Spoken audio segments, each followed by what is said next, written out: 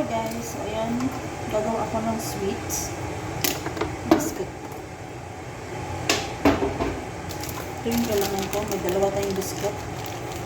Ano lang natin ito siya sa coffee na may tubig. Drop lang natin yung sa medyo malambot. Tapos ang ano niya, sauce niya, parang sauce niya ito.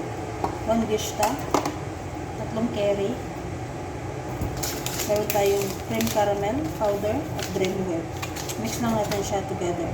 Para nitong ito siyang ano siya, style, mango float style. Pero wala lang mangga. So, ayan. Mag-start na tayo, guys. I-blend ko lang muna yung sauce niya.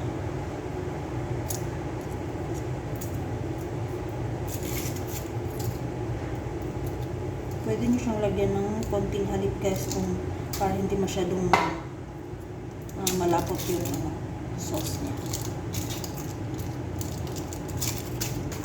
Lagyan natin yung cream caramel at saka dreamwear.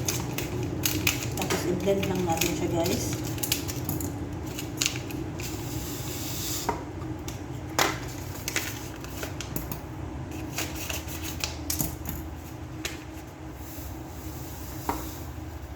Ayan, guys. I-blend ko lang siya. So, ayan guys, meron akong halip dito. Hot. Meron din akong coffee. Ayan. Tapos, ito na yung sauce niya, guys. Layer ko lang siya. First, isok ko muna yung biscuit sa first layer sa coffee. Second layer na biscuit sa halip. Layer lang siya, guys, hanggang sa matapos na yun, guys, at maubos na yung cream. So ayan, guys, natapos na ako. Ang layer mamaya na lang, lagyan ko lang siya ng mix ng gishta at saka Nutella at saka powder, cocoa powder on top. Ilagay ko muna siya sa dalaja para lumamig. Ayan lang, guys. So guys, ayan, malamig na yung biscuit. Ito na yung sauce niya, guys. Gishta with Nutella.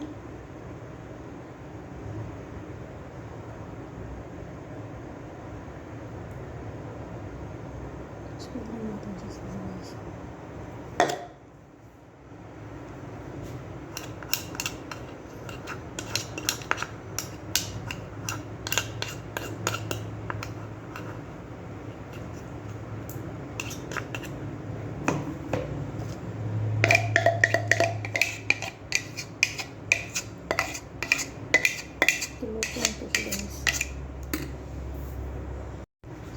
Nag-roast ako ng konting cacao, guys. Cacao powder.